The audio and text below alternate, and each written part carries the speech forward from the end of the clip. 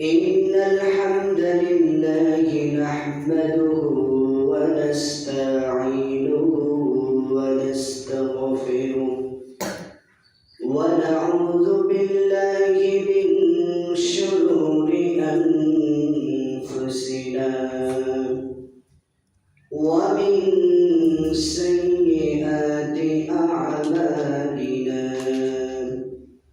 من يهده الله فلا مضل له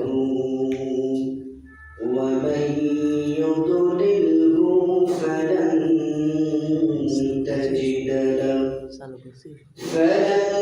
تجد له وليا مرشدا ونشهد أن لا إله إلا الله وحده لا شريك له ونشهد أن سيدنا سندنا ومولانا وأولانا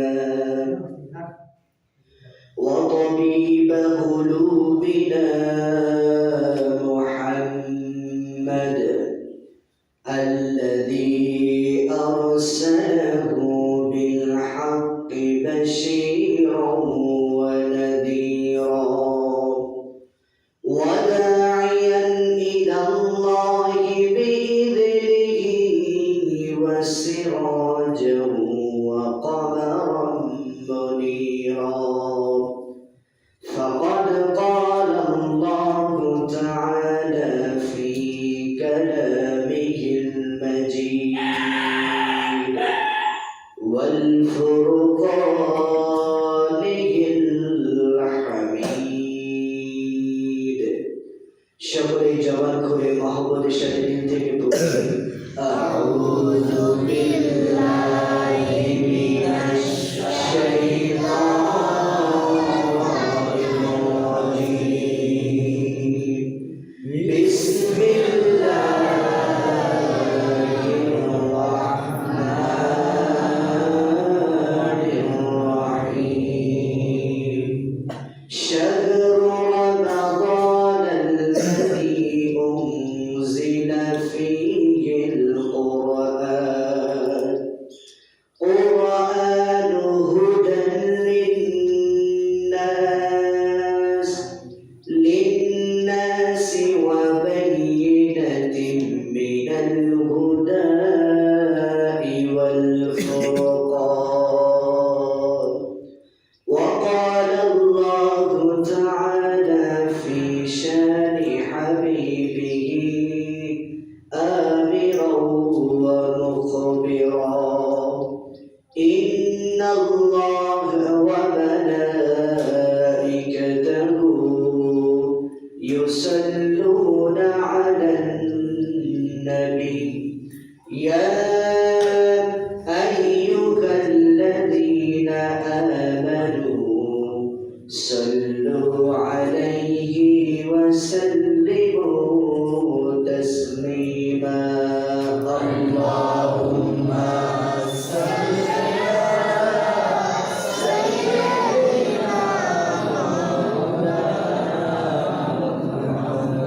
وعلى آل سيدنا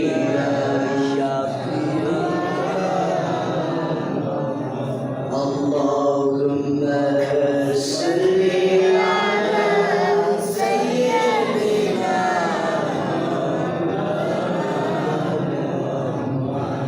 وعلى آل سيدنا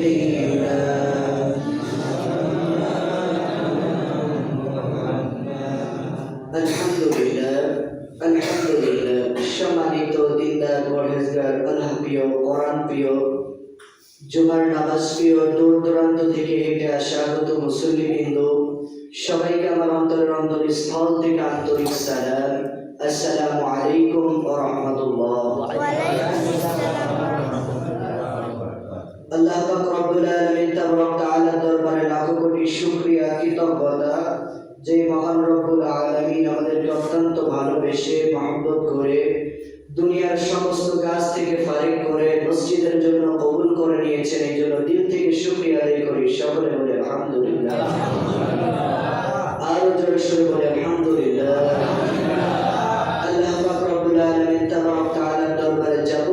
কিছু প্রশংসা, সকলে বলে আলহামদুলিল্লাহ। আমরা শাবান মাস অতিক্রম করতে যাচ্ছি। কোন মাস? এখন বলতে পারেন হুজুর শাবান মাস করতে গেল।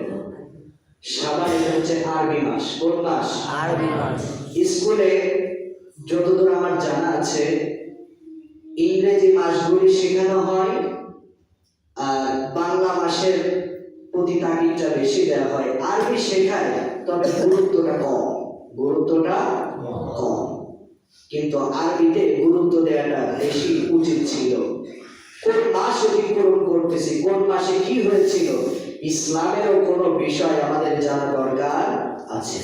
যেমন আজকে যত সম্ভব 17 মার্চ বঙ্গবন্ধুর জন্মদিন নাকি জানো? তো এই যে ইংরেজি এক একটা মাসের এক একটা ডেট স্পেশাল থাকে, ঠিক কিনা? যেমন কিছুদিন আগে গেল 21 ফেব্রুয়ারি, মানে 21শে ফেব্রুয়ারি, এটা হচ্ছে ভাষা দিবস। এই যে বিভিন্ন যে ডেগুলি স্পেশাল পালন করা হয়, এই ডেগুলি আমরা জানি ইংরেজি মাসের, এরপরে বাংলায় হচ্ছে পহেলা বৈশাখ আছে, এরপরে 25শে বৈশাখ আছে। তো আরবিরও এরকম মাস আছে, যেমন মহরম মাস, প্রথম মাস, আরবি প্রথম মাস। এই মাসের অনেক গুরুত্বপূর্ণ কিছু বিষয় রয়েছে। এই যে হাসান হুসাইন নাম শুনেন নাই? এখানকার অনেক বড় একটা ইতিহাস রয়েছে কারবালার ময়দানে। তার সন্তানকে যখন পানির পিপাসা লেগেছিল, হালকা টাচ দিচ্ছি, সন্তানকে পানি খাওয়ানোর জন্য যখন নিয়ে যাওয়া হলো, সন্তানের দিকে যখন তীর নিক্ষেপ করলো, সন্তানের একদিক থেকে ঢুকে অন্যদিকে বের হয়ে গেল। সন্তানকে যখন 2 হাত দিয়ে কোলে করে নিয়ে যাচ্ছিল, মা জিজ্ঞাসা করলো যে আমার সন্তানের পানির পিপাসা কি তুমি মিটিয়েছো? বলে চিরজীবনের জন্য পানির পিপাসা মিটিয়ে দিয়েছি। মা বুঝতে পারলো আমার সন্তানটা বেঁচে নাই। একদিক থেকে তীর ঢুকে অন্য দিক দিয়ে বের হয়ে গিয়েছে। ওই যে ফোরাত নদীর তীরে ঘটনাটা। এই যে তাৎপর্য কিছু ঘটনা রয়েছে আরবি মাসের মধ্যে, এগুলা যদি আমরা না জানি তাহলে আমাদের এই নলেজ গুলো আমাদের থাকবে না। যেমন এরপর হচ্ছে সফর, এরপর হচ্ছে রবিউল আউয়াল মাস, 3য় নাম্বার মাস আরবি রবিউল আউয়াল। এই মাসে আল্লাহ নবী বিশ্বনবীর আগমন হয়েছিলেন। আল্লাহ নবী বিশ্বনবী হযরত মুহাম্মদুর রাসূলুল্লাহ সাল্লাল্লাহু আলাইহি ওয়াসাল্লাম ওই মাসে জন্মগ্রহণ করেছিলেন। এই ধরির ধারা রঙিন করার জন্য আল্লাহ তাআলা তাকে পাঠিয়েছিলেন। এরপরে যেমন এখন শাবান মাস চলতেছে, এই শাবান মাসের পরেই হচ্ছে রমাদান। কোন মাস? রমাদান। আল্লাহ হাবিব সাল্লাল্লাহু আলাইহি ওয়াসাল্লাম বলেন রমাদান এমন একটা মাস, এই মাসটা অনেক গুরুত্বপূর্ণ একটা মাস। দীর্ঘ একটা বছর পরে আল্লাহ তাআলা গুনাহ মাফের আরেকটা সুযোগ আমাদেরকে দিলেন। সকলে বলি সুবহানাল্লাহ। এই রোজাকে আরেকভাবে বলা যায় আসসিয়ামু জুন্নাহ। হাদিসের ভাষায় বলা হয় আসসিয়ামু জুন্নাহ। সিয়াম মানে হচ্ছে রোজা, জুন্নাহ মানে হচ্ছে ঢাল স্বরূপ। আসসিয়ামু জুন্নাহ, রোজা হচ্ছে জাহান্নামের আগুনের ঢাল স্বরূপ থাকবে। সকলে বলি সুবহানাল্লাহ। জাহান্নাম কেমন হবে? আল্লাহ নবী বিশ্বনবী মানবতার মহান শিক্ষক জনাবে মুহাম্মদুর রাসূলুল্লাহ সাল্লাল্লাহু আলাইহি ওয়াসাল্লাম একটা মজলিসের মধ্যে বসে তিনি কথা বলতেছিলেন। হঠাৎ করে বলল, ও আমার সাহাবীরা, তোমরা কি একটা আওয়াজ শুনতে পেলে? সাহাবীরা বলল, ইয়া রাসূলুল্লাহ, ইয়া হাবিবাল্লাহ, আমরা কোনো আওয়াজ তো শুনতে পেলাম না। আল্লাহর হাবিব সাল্লাল্লাহু আলাইহি ওয়াসাল্লাম বললেন, আমি একটা আওয়াজ শুনতে পেলাম। জিবরিল আলাইহিস সালাতু ওয়াস সালাম বলল, ইয়া রাসূলুল্লাহ, ইয়া হাবিবাল্লাহ, এই আওয়াজটা হচ্ছে এমন একটা আওয়াজ, এই আওয়াজটা হচ্ছে ওই যে ইন্ধন, ওই যে জাহান্নাম, এই জাহান্নামের মুখের দিকে একটা পাথর ছেড়ে দেওয়া হয়েছিল। এই পাথরটা জাহান্নামের তলদেশে আজকে পৌঁছালো, জাহান্নামের শেষ স্তরে পৌঁছালো, এই জন্য শব্দ হলো। আল্লাহর হাবিবকে জিবরাইল আলাইহিস সালাতু ওয়াস সালাম বলল, ইয়া রাসূলুল্লাহ, ইয়া হাবিবাল্লাহ, একটা পাথরের গতি সব সময় অনেক গতি হয়, একটা পাথর যখন নিচের দিকে যায় অনেক গতি হয়। জাহান্নামটা কেমন গভীর আপনি একটু জেনে নিন।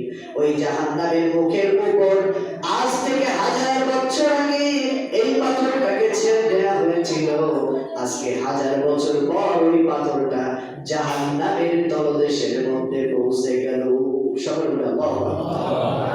এই যে জাহান্নামের আগুন, এই জাহান্নামের আগুন থেকে কে বাঁচাবে? রোজা, সিয়াম। সিয়াম হচ্ছে ডাল শুরু বাঁচাবে আল্লাহ, তবে মাধ্যম হবে সিয়াম, রোজা, ঠিক না? সেই রোজা আমাদের সামনে। আজকে আমি আলোচনায় নির্ধারণ করেছি, যেহেতু প্রত্যেক জুম্মায় এক একটা ধারাবাহিক আলোচনা আমি করে থাকি, আপনারা জানেন। আজকের আলোচনার ফুল কন্টেন্ট হচ্ছে আমার রমজানের প্রস্তুতিমূলক আলোচনা। সামনে রোজা আসতেছে, এই রোজাটা আমরা কিভাবে পালন করব, এই বিষয়ে আজকের খুতবা এবং আলোচনা। রোজা, রোজা প্রত্যেকের জন্যই ফরজ, প্রত্যেকের জন্যই ফরজ, তবে শরীয়ত অনুযায়ী আলাদা। শরীয়ত অনুযায়ী কি? আগের সময়, আগের নবীর সময় রোজা ছিল, তবে ওই সময় রোজা এমন ছিল, রোজা রেখে কথা বলা যাবে না। কোন নবীর শরীয়তে ছিল রোজা রেখে কাজকর্ম করা যাবে না, কিন্তু আমাদের শরীয়তটা অনেক সহজ করে দিয়েছে। আমাদের শরীয়তে রোজা রেখে কাজকর্ম করা যাবে, কথাও বলা যাবে। সকলে বলি সুবহানাল্লাহ। তবে হ্যাঁ, এইখানে আরেকটা বিষয় আমাদের লক্ষ্য রাখা দরকার, যে রোজা, রোজা অর্থ হচ্ছে বিরত থাকা। সিয়াম হচ্ছে আরবি শব্দ, রোজাটা হচ্ছে ফার্সি শব্দ, এর বাংলা হচ্ছে বিরত থাকা। বাংলা কি? বিরত থাকা। এখন বলতে পারেন হুজুর রোজা তো করি, আসলে রোজা আমরা যেটা করি এটা রোজা হয় না। রোজা 6টা দিক রয়েছে। কয়টা দিক? 6টা দিক। শুধু না খেয়ে থাকলাম আর ইন্ডিয়ান সিরিয়াল গুলো ঘাটাঘাটি করলাম, রোজা কি হবে? হবে না। 6টা জিনিসের নাম হচ্ছে রোজা। কয়টা জিনিস? 6টা। এক নাম্বার হচ্ছে আপনার মুখের রোজা। আপনার মুখের রোজা, আপনার মুখ দিয়ে আপনি খাবার পান করতে পারবেন না, খাবার খেতে পারবেন না, পানিও পান করতে পারবেন না। এই মুখ দিয়ে খারাপ অশ্লীল ভাষায় আচরণ করতে পারবেন না। জবান, এরপরে 2 নাম্বার হচ্ছে জবানে। এখন বলতে পারবো জবানে রোজা রাখতে হবে। জবান হচ্ছে জিহ্বা আছে না আপনার, এই জিহ্বা দিয়ে আমরা বিভিন্ন রকম গালিগালাজ করি, চোখখড়ি করি, গীবত করি, ঠিক না? বিশেষ করে গীবতটা বেশি। বুঝলো, সময় তো কাটে না, সময় তো কাটে না। এটার জন্য একটু গল্প করি, গল্পের ছলে আয় কার কি হয়েছে, কার মেয়ে চলে গেছে, কার সাথে কিনা, কবে কার কাছে আম পারছিল, সমস্ত বিষয় যেন উঠে আসে, ঠিক কিনা? আল্লাহর হাবিব সাল্লাল্লাহু আলাইহি ওয়াসাল্লাম একদিন বললেন, আল গীবাতু আশাদ্দু মিনাল জিনা। সাহাবীরা বললেন, ইয়া রাসূলুল্লাহ কাইফা, কিভাবে? কাইফাল গীবাতু আশাদ্দু মিনাল জিনা, কিভাবে জিনার চাইতেও নিকৃষ্ট হলো গীবত? আল্লাহ নবী বললেন, একজন ব্যক্তি জিনা করার পরে ওই ব্যক্তি রাতের অন্ধকারে যখন বিছানায় পিঠ লাগায়, চিন্তা করে, আহারে অমর নারীর সতীত্ব নষ্ট করলাম, আল্লাহর দরবারে তো মাপ চেতেই হবে, ওই ব্যক্তির কাছেও আমার মাপ চেতে হবে। কিন্তু মানুষ যখন গীবত করে, মানুষের সাথে গল্পের ছলে করে, গল্প করতে করতে করে, পরে আর মনে থাকে না কার কাছে আমি কার বিষয়ে গীবত করলাম, কার বিষয়ে পরনিন্দা করলাম, এগুলো সে ভুলে যায়, যার কারণে সে পরবর্তীতে আর মাপ চায় না। এই জন্য জবানেরও রোজা রয়েছে। এর পরবর্তী 3 নম্বরে রয়েছে হচ্ছে হাতের। কিসের? হাতের রোজা। হাতের রোজা কিভাবে? এই হাত দিয়ে খারাপ কাজ করা যাবে। অনেকে ঘুষ খায় কিনা? রমজান মাসে একটু অন্য সিস্টেমে খায়, ঠিক কিনা? রমজান মাসে বলে, ভাইজান আপনি ঘুষ দিবেন, আপনি বুঝেন না রমজান মাস, এই হাত দিয়ে এখন ধরবো, নাউজুবিল্লাহ আস্তাগফিরুল্লাহ, আমি তো রোজা রাখি, ডয়ারটা খুলে দিচ্ছি, একটু রেখে দেন, ঠিক কিনা? যেই ব্যক্তি রমজান মাসে ডয়ারের মধ্যে ঘুষ রাখতে পারে, সেই ব্যক্তি চামিচ দিয়ে পায়খানাও খেতে পারে। এক ব্যক্তি একবার বলতেছে, বিবি রে একটু খাবার দাও খাই। তার বিবি তাকে কি দিয়েছে? আশ্বিন মাসে যে আম হয় না, আশ্বিন আম বলে যেটা, ওই আশ্বিন আমটা অনেকটা কিন্তু গুড়ের মতোই দেখা যায়। আপনারা কি রাগ করতেছেন? বোঝানোর জন্য বলতেছি। তো যখন ওই আমটা একটু ভাতের সঙ্গে হোক বা মুড়ির সঙ্গে হোক দিয়েছে, তো বলতেছে, বিবি রে খাবারটা দেখে গুড়ের মতন লাগতেছে, এইটা আমি হাত দিয়ে কিভাবে খাই, একটা চামিচ দাও, চামিচ দিয়ে খাই। তো বউ তখন বলতেছে, যে চামিচ দিয়ে খাবার খাইতে পারে সে গুড়ও খাইতে পারে। তো যারা ওই যে রমজান মাসে সুদ খাবে, ঘুষ খাবে, ওই হাত দিয়ে খারাপ কাজ করবে, তারা যেন ওই পায়খানা খাওয়ার সমান কাজ করবে। এরপরে নাম্বারে হচ্ছে পায়ের গোনা, পায়ের রোজা রয়েছে। পা দিয়ে এমন কোন জায়গাতে চলা যাবে না যেটাতে রোজার বরখেলাপ হয়। বিভিন্ন খারাপ জায়গা, খারাপ স্থলে বিভিন্ন জায়গায় মানুষ যায়। এরপরে হচ্ছে দেমাগের গোনা। কিসের গোনা? দেমাগের।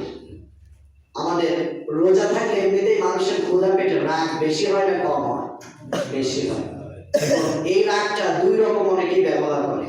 এক ধরনের রাগ আছে, সেটা হচ্ছে কর্মের উপর প্রবেশ করে অথবা মানুষের উপর রাগ দেখায়। আরেকটা রাগ আছে, কোথাও রাগ দেখাইতে পারে না, বিবির সাথে দেখায়। ঠিক কিনা? বিবির সাথে রাগ দেখানো যাবে না, এবং বিবিকেও তেমন হইতে হবে যাতে তার কোনো আচার আচরণে তার স্বামী কোনো কষ্ট না পায়। হযরত ইব্রাহিম আলাইহিস সালাতু ওয়াস সালাম একদিন চিন্তা করলেন ইসমাঈল আলাইহিস সালাতু ওয়াস সালামকে দেখতে যাবে। তিনি রওনা হলেন শাম সিরিয়া থেকে মক্কা নগরীতে চলে গেলেন। যাওয়ার পরে তিনি বাড়ির সামনে গিয়ে সালাম দিলেন। সালাম দেওয়ার পরে ভিতর থেকে উত্তর আসলে একটু কর্কশ ভাষায়। আসার পরে এরপরে ইব্রাহিম আলাইহিস সালাতু ওয়াস সালাম বলল, ও মা, তুমি কেমন আছো? বলে, তেমন একটা ভালো না।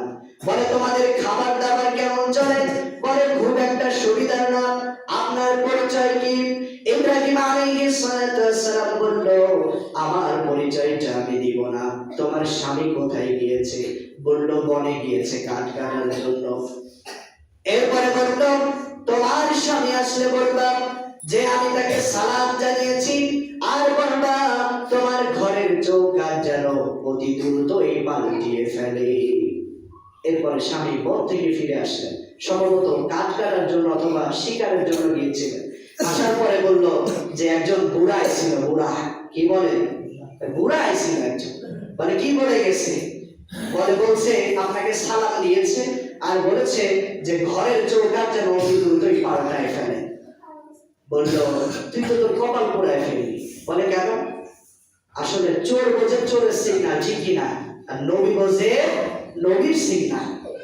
এরপরে বললো, এটা বুড়া না, ওইটা তোর শ্বশুর, ওইটা আমার পিতা সৈয়দনা ইব্রাহিম আলাইহিস সালাতু ওয়াস সালাম। বললো, আমার বাবা রেড সিগন্যাল দিয়ে গেছে তোকে তালাক দেওয়ার জন্য। তিনি তালাক দিয়ে দিলেন আচরণের কারণে। কিসের কারণে? আচরণের কারণে। এখন আপনার বাবা যদি বলে তালাক দিতে হবে, আপনি কি তালাক দিয়ে দিবেন? তালাক দেওয়া যাবে না। এখন ঘরে ঘরে তালাক, ঠিক কিনা? এই যে তালাকের রেড সিগন্যাল, এটা ঘরে ঘরে। ইব্রাহিম আলাইহিস সালাতু ওয়াস সালাম ততক্ষণ কথা বলতেন না যতক্ষণ তার উপর ওহী না আসতো।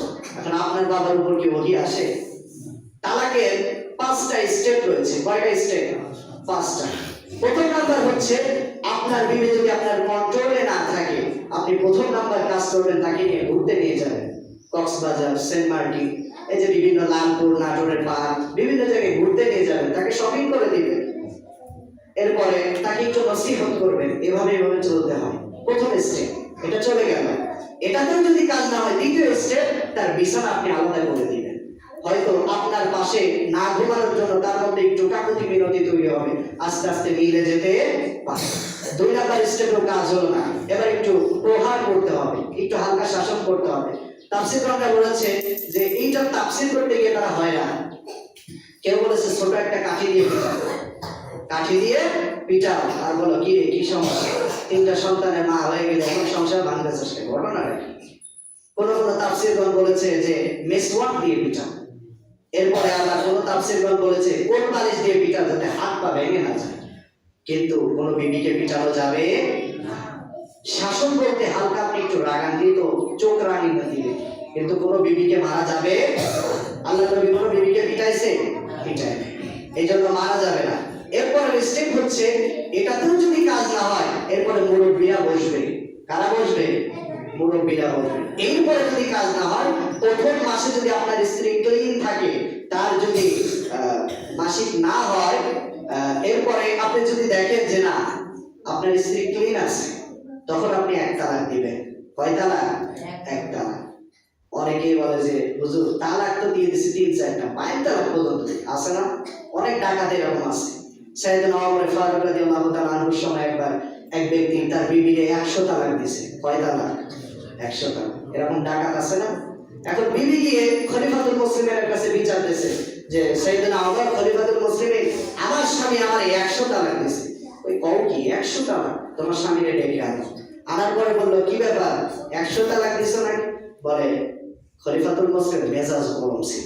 মেজাজ গরম ছিল, ঠিক আছে 3 তালাকে তোমার বউ তালাক, আর বাকি 97 তালাক তোমার পিঠে পড়বে, সোজা হয়ে দাঁড়াও। তো যেটা বলতেছি, প্রথম তালাক দেওয়ার পর 1 মাস আপনি দেখবেন, দ্বিতীয় মাসে দ্বিতীয় তালাক, ওটাতেও যদি কাজ না হয় 3য় মাসে 3য় তালাক, এরপরে আপনার তালাক হয়ে যাবে। এটা হচ্ছে ইসলামের শরিয়া। কিন্তু এই শরিয়া এখন মেইনটেইন করে না, যার কারণে ঘরে ঘরে রেড সিগন্যাল তালাক আছে না? এইবার চৌকাট পাল্টায় ফেললো, মনে আছে তো? এরপরে ইব্রাহিম আলাইহিস সালাম হঠাৎ একদিন আবার আসলেন, আসার পরে সালাম দিলেন। সালামের সুন্দর একটা কোকিল কণ্ঠে উত্তর আসলো। আসার পরে বলল, মা তুমি কেমন আছো? বলে আলহামদুলিল্লাহ অনেক ভালো আছি। তোমাদের খাবার দাবার কেমন চলে? বলে অনেক ভালো। এরপরে বলল, আপনি মরুভূমির মধ্যে এই প্রচন্ড রোদের মধ্যে দাঁড়িয়ে আছেন, ভিতরে আসেন। ইব্রাহিম আলাইহিস সালাম বলল, আমি ভিতরে যাব না। এরপরে ওই মহিলা বলল, আপনি যদি ভিতরে না আসেন আমি কিন্তু প্রচন্ড রাগ করব। সুবহানাল্লাহ। এরপরে ইব্রাহিম আলাইহিস সালামকে ভিতরে নিয়ে গেলেন, তাকে খাবার দিলেন, তাকে রুটি খাওয়ালেন, গোশত খাওয়ালেন, খেজুর খাওয়ালেন, পানি খাওয়ালেন। এরপরে ইব্রাহিম আলাইহিস সালাম মেয়ের মাথায় সুন্দর করে হাত বুলায় দোয়া করে দিল, আর বলল, তোমার স্বামী যখন বন থেকে ফিরে আসবে, তোমার স্বামীকে বলবা ঘরের নতুন চৌকাঠ যেন জীবনে ওনা পাল্টায়। সুবহানাল্লাহ। এরপরে ফিরে আসলেন তার স্বামী জঙ্গল থেকে। বললো, একজন লোক আসছিল। কে আসছিল? একটা মুরব্বী ব্যক্তি আসছিল। তিনি আপনাকে সালাম দিয়েছে আর বলেছে যে ঘরের চৌকাঠ, নতুন চৌকাঠ যেন আপনি আর না পাল্টান। এরপরে স্বামী তার বিবির হাতটা সুন্দর করে ধরলো, বললো, তুমি তো গোল্ডেন এ প্লাস পেয়েছো, আগের মেয়েও মেয়ে, এই মেয়েও মেয়ে। বললো, আমার বাবা সিগন্যাল দিয়ে গেছে, এটা গ্রিন সিগন্যাল, তোমাকে যেন মৃত্যুর আগ পর্যন্ত তোমাকে ছেড়ে না দেয়। যেটা বলতেছিলাম, দেমাগের রোজা। রাগ হইলে আপনার রাগ কন্ট্রোল করতে হবে। আপনি দাঁড়ানো অবস্থায় রাগ হলে আপনি বসে পড়বেন, বসা অবস্থায় রাগ না করলে আপনি শুয়ে পড়বেন, এটাতেও রাগ না করলে আল্লাহর কাছে আশ্রয় চাইবেন। কিন্তু ওই রাগের মাথায় এমন কিছু করবেন না যেটার কারণে আপনার অনেক সমস্যা হয়। এখন তো বউ নিয়ে ঘুরতে যাওয়ার সমস্যা, ঠিক কি না? এখন ঘুরতে গেলে আবার কাবির পেপার না থাকলে সমস্যা আছে না নাই? যেমন আল্লাহর একজন বিদগ্ধ আলেম এই বাংলার জমিনে ছিল, যাকে জেলখানায় দুপুরে দুপুরে কাঁদতে হয় সামান্য ছোট্ট একটা বিষয় নেই, অথচ ঘুঘুমনির পরে মনির পেটে বাচ্চা আসে, এইটা নিয়ে কোনো কথা বলার লোক। এটাই হচ্ছে আমাদের স্বাধীন বাংলাদেশ, ডিজিটাল বাংলাদেশ, ঠিক কিনা? যাই হোক, যেটা বলতেছি, এই রমজান মাসের কদর বেড়েছে যখন এই রমজান মাসে কোরআন নাজিল হয়েছে। কি হয়েছে? কোরআন নাজিল হয়েছে। রমজান মাসের এতটা গুরুত্ব ছিল না। যখন কোরআন নাজিল হলো, তখন এই কোরআনের বদৌলতে আল্লাহ তাআলা এই রমজান মাসের বিনিময়টা আরো বাড়িয়ে দিয়েছে। সকলে বলি সুবহানাল্লাহ। আল্লাহ তাআলা বলেন সূরা আল-বাকারা 185 নম্বর আয়াতে, শাহরু রমাদানাল্লাযী উনজিলা ফীহিল কুরআন। আমি আল্লাহ তাআলা রমাদান মাসে উনজিলা ফীহিল কুরআন, আমি আল্লাহ তাআলা কোরআন নাযিল করলাম হুদান লিন-নাস, মানুষের জন্য, ওয়া বাইয়িনাতিন মিনাল হুদা ওয়াল ফুরকান। এই কোরআন দিয়ে মানুষ সত্য মিথ্যা যাচাই করে তারা সুন্দর করে রমাদানের রোজা পালন করবে। সুবহানাল্লাহ। এই রমজান মাসের কদর বাড়লো কখন? যখন কোরআন নাজিল হলো। দেখছেন কেমন নামের মধ্যেও কি রমাদান আল কোরআন, রমাদান আল কোরআন। কোরআন নাজিল হওয়ার কারণে রমজান মাসে কি হলো? কদর বেড়ে গেল।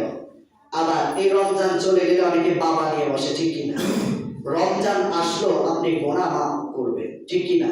আল্লাহর কাছে মাপ চাইবেন। আবার রমজান চলে গেলে যদি বাবা নিয়ে বসেন, ট্যাবলেট নিয়ে বসেন, তাহলে লাভ আছে?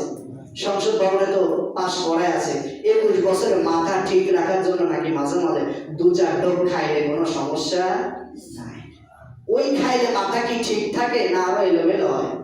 এক সরাবি পথ দিয়ে গেছে, যাওয়ার পরে লাল নীল বোতল খাইছে, আসার সময় বলে, আচ্ছা এই রাস্তা ঘাট করছে কে? চেয়ারম্যানটা কেনা? ওরে ধরে দিবা, রাস্তাঘাট আঁকা বাঁকা করছে কে? বলে রাস্তাঘাট তো আঁকা বাঁকা না, তোমার মাথাই তো আঁকা বাঁকা, কারণ ওই যে লাল নীল বোতল খাইছে, মাথা গেছে। তো 21 বছরে খাবে মাথা ঠিক রাখার জন্য, ওইটা খাইলে কি মাথা ঠিক হয় নাকি এলোমেলো হয়? মাথা ঠিক করার জন্য কোরআন তেলাওয়াত করতে হবে, ঠিক কি না? মাথা ঠিক রাখার জন্য নামাজ পড়তে হবে, কথা বলেন ঠিক কি না? এই জন্য এদিকে আমাদের লক্ষ্য রাখতে হবে। রোজাটাকে অটোফেজি বলা হয়। কি বলা হয়? অটোফেজি। এই রোজা একজন খ্রিস্টান একটা কনফারেন্সে বলেছিল যে মুসলমানরা কত সুন্দর রমজান পেল, কিন্তু রোজার ধার ধারে না, না খেয়ে থাকতে চায় না। আচ্ছা, না খেয়ে কি কোনো মানুষ মারা যায়? খেয়ে মানুষ মারা যায়। শোনা গেছে অমুক জায়গায় বাজি ধরছিল, 80টা ডিম খাইতে পরে 1 লিটার আরসি পাবে, খাইতে যায় ক্লিয়ার হয়ে গেছে, ঠিক কিনা?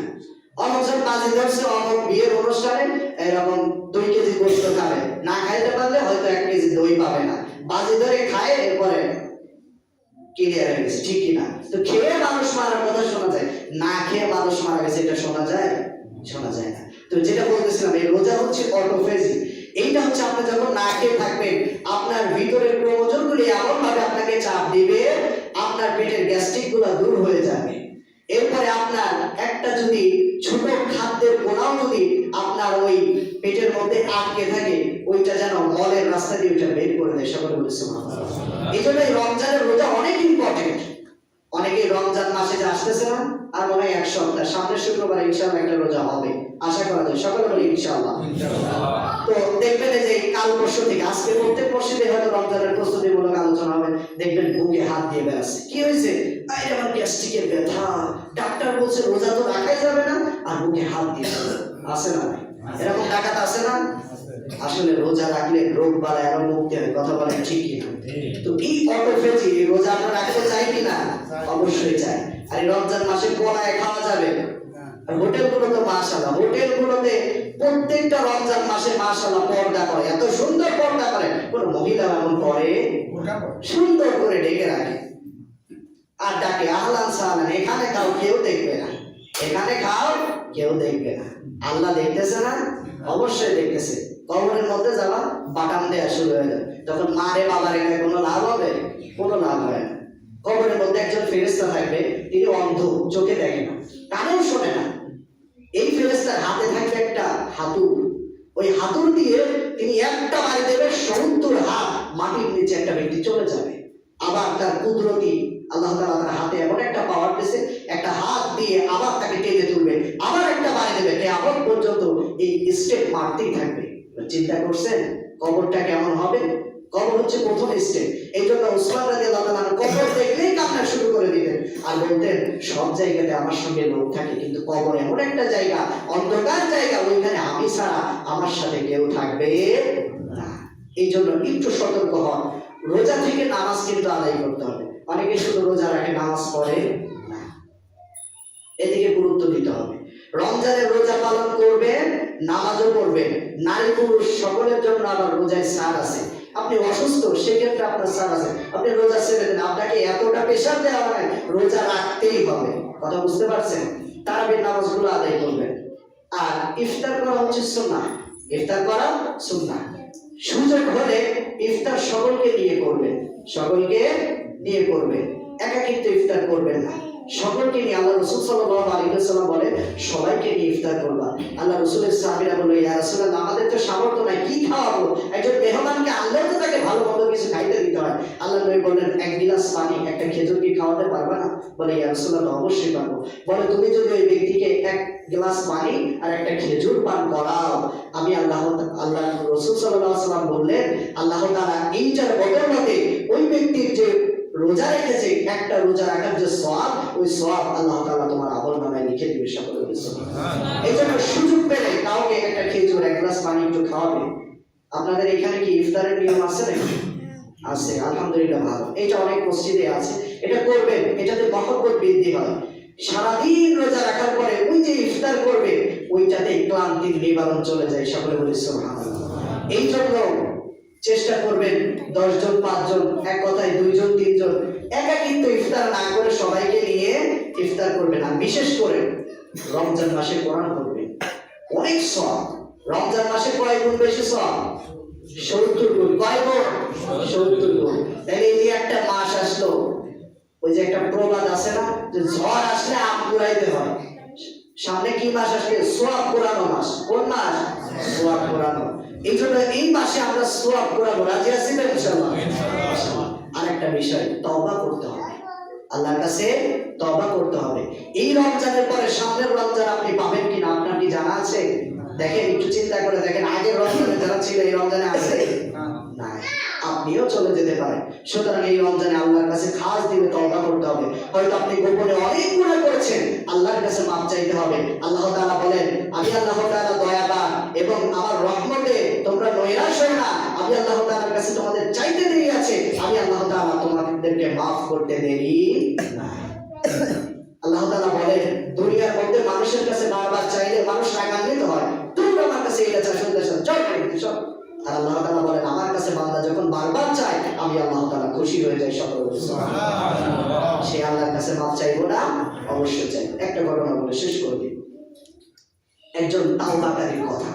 একজন জিনাকারী মহিলা। কি মহিলা?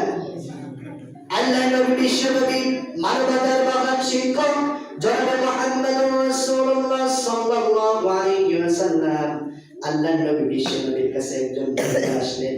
আসার পরে বললেন, ইয়া রাসূলুল্লাহ, ইয়া হাবিবাল্লাহ, আমি একজন জিনাকারী মহিলা, আমার পেটের মধ্যে সন্তান রয়েছে।